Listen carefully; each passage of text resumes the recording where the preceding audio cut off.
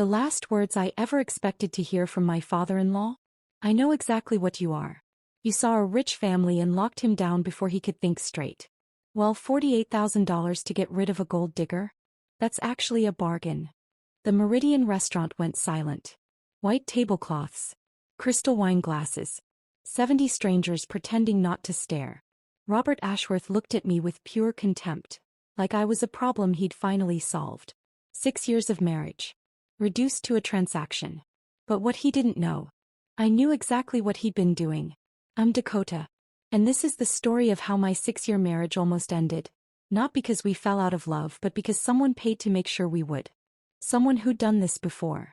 And was about to do it again. And I was about to use them. I'm Dakota. And this is the story of how I discovered my husband was being professionally reprogrammed to hate me. And how I fought back against the man who'd been doing this to families for nearly 2 decades. 5 days earlier, everything looked normal. Marcus and I had been married 6 years. We'd bought our first house 3 years ago. We were happy, genuinely happy. Dinner together most nights. Lazy Sunday mornings. Plans to start trying for kids next year. I'm a marketing director. Marcus works in software development. His parents lived 40 minutes away in the wealthier part of the state. His mother, Patricia, was complicated. Kind one day, cold the next. Like she was constantly calculating something I couldn't see. His father, Robert Ashworth, was different. Self-made real estate empire. Ruthless. The kind of man who didn't just want control, he fed on it. When Marcus turned down the family business 5 years ago to build something of his own, I saw it. That look in Robert's eyes. Not disappointment. Fury. His son had rejected his empire. His rules. And worst of all, he'd chosen me. But I thought it was over. Ancient history. I was wrong. It started in early March. Marcus came home from lunch with his father looking hollow. Not angry. Not sad. Just empty. How was your dad? I asked while making dinner. He wants to talk about my future. Says I'm wasting my potential in tech. Marcus headed straight for the bedroom. Says the real money is in real estate. I laughed. You turned down his empire 5 years ago. Why now? I don't know. He seemed urgent. Like he had some kind of plan. He did have a plan. And it was already working. The phone calls started immediately. Not just Sunday check-ins, constant calls. During work. During dinner. Text messages about recognizing unhealthy relationship patterns. Articles about family legacy and settling versus achieving. Patricia started calling more too. But her calls felt different. Desperate almost. By late March, something had shifted between us. Marcus started spending evenings in the guest room. Said he wasn't sleeping well. Didn't want to disturb me. I believed him. By mid-April he'd stopped touching me altogether. No goodbye kisses. No hand-holding during movies. When I tried to reach for him he'd pull away like my touch burned. Like I'd become poison. Then came the words that made my blood run cold. Do you think we moved too fast? He asked one night, unprompted. I froze. What? Where is this coming from? I don't know. I just feel like maybe we didn't think it through. We were so young. Maybe we should have explored more before committing. This wasn't Marcus. This version sounded like someone reading lines from a script. A script written by someone else. The arguments started happening daily. About nothing. About everything. And they all had the same theme. His family was right about me all along. Thursday evening. May 2nd. I was looking for a work file on Marcus's laptop when I saw the folder. Hidden in a subfolder labeled, Tax Documents 2023. One file name made my stomach drop. Family and I clicked it. The world tilted. Inside was a detailed log. Call schedules. Therapist session notes. Recorded phone conversations. Bank transfers. Robert Ashworth had spent $48,000 to manipulate my husband. To break us apart. To rewrite our marriage from the inside out. Page after page of clinical documentation. Session 7. Subject shows increased receptivity to doubt introduction. Continue reinforcing isolation from spouse. Suggested phrases. Do you feel understood? What do you want for your future? Session 12. Subject now voluntarily expressing doubts about marriage timeline. Emotional dependency on validation increasing. Ready for phase 2. Attribution reframing. Payment received. $4,200. Services rendered. March 15th to April 15th. Cognitive restructuring protocol ongoing. And then I found the email that changed everything. From robert.ashworth@ashworthproperties.com to Dr. M. Richardson at mindfulpathways.net. Date: February 28, 2025. Subject: Specialized Services, Confidential. Dr. Richardson, as discussed, I need complete discretion. My son has made choices that threaten the family legacy. His wife has been the primary influence in his rejection of the business. I don't need him healed. I need him reprogrammed. Your protocol worked perfectly with my nephew's situation in 2019. I'm prepared to pay whatever is necessary for the same results. Timeline: 3 to 4 months preferred. Budget: $50,000. This stays between us. My hands were shaking. My vision blurred with tears. Marcus wasn't involved. He thought he was making his own choices. But his father had been scripting his thoughts. Every doubt. Every hesitation. Every argument. Carefully, methodically, I kept reading. There were more emails. Going back 18 years. Different names. Different marriages. Different victims.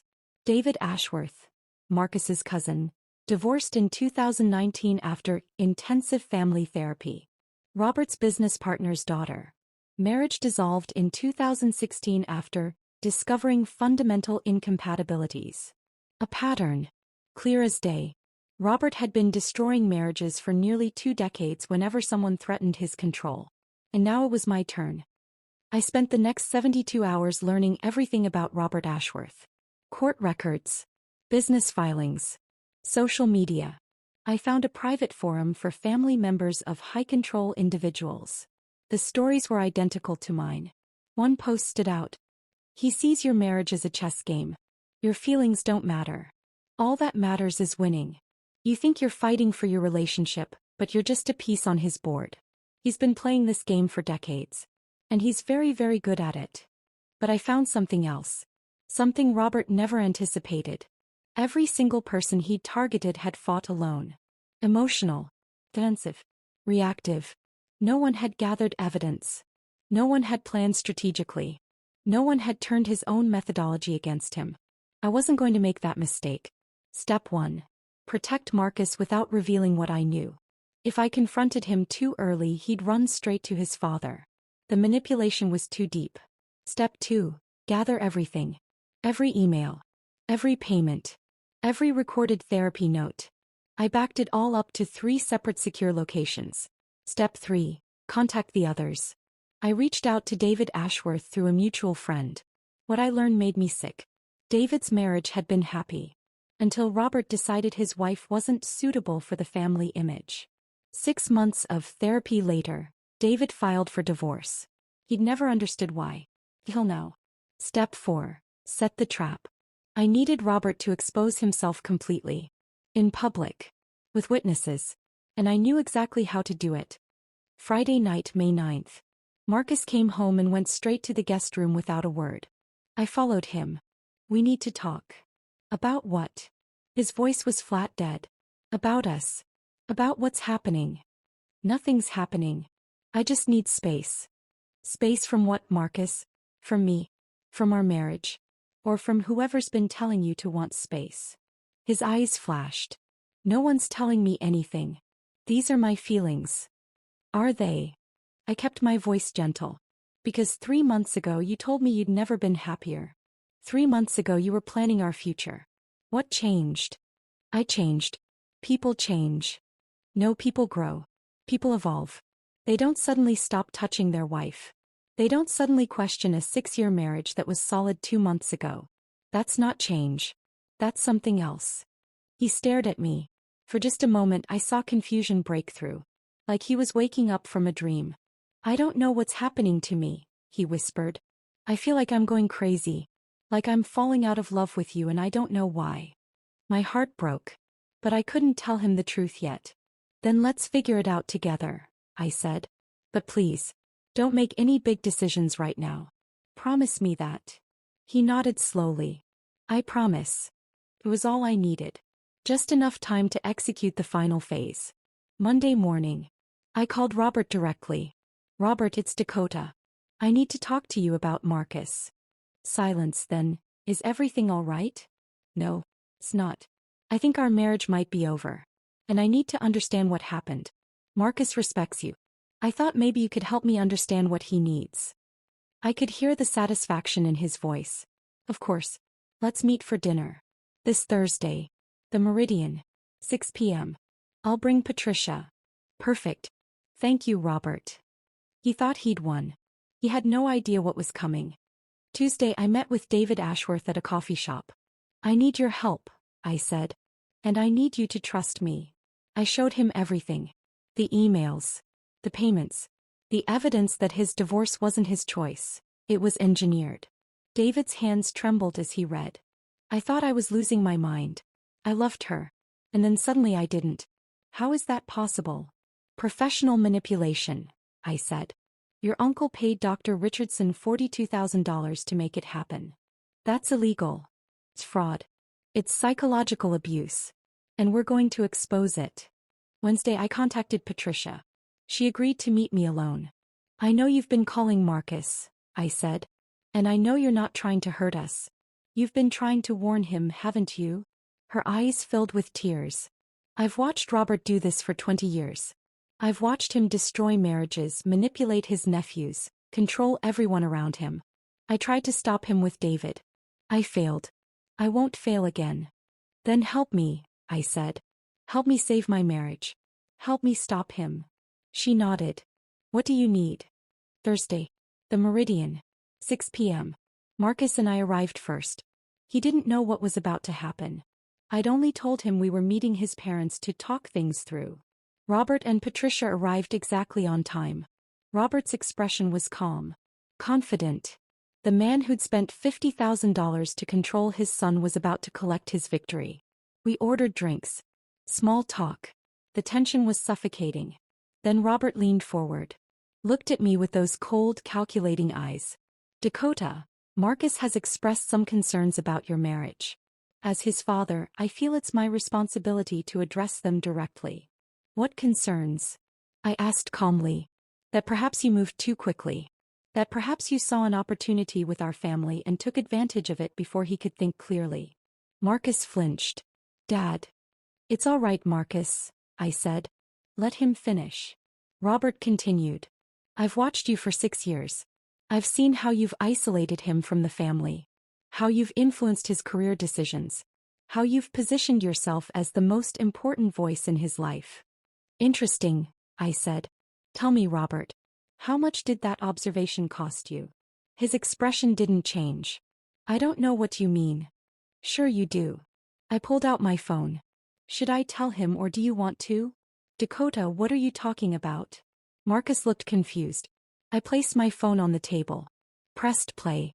Dr. Richardson's voice filled our corner of the restaurant. Clinical. Professional. Damning. Session 14. Subject now fully receptive to reframing narrative. Original positive memories of spouse being successfully recontextualized as manipulation. Recommend continuing protocol for 6 more weeks to ensure permanent cognitive restructuring. Marcus went white. What is this? That, I said calmly, is the therapist your father hired to reprogram you against me. I pulled out the printed emails. The bank statements. The full documentation. Your father spent $48,000 to manipulate you into hating me. Every doubt you've had. Every argument. Every moment you've questioned our marriage. It was planted. Carefully. Professionally. By a therapist he paid to destroy us. Marcus grabbed the papers with shaking hands. Read them. His face went from white to red. This is real, he whispered. Every word. He turned to his father. You did this. You paid someone to brainwash me. Robert's calm mask finally cracked. I was protecting you.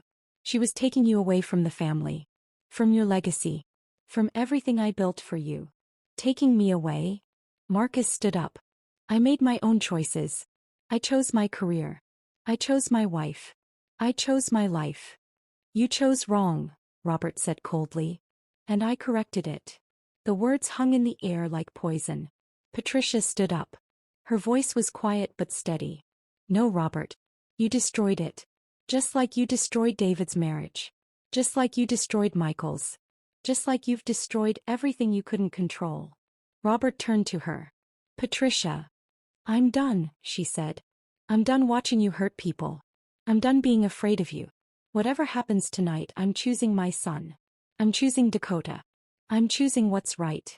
Robert's face turned purple with rage. And then he said the words that sealed his fate.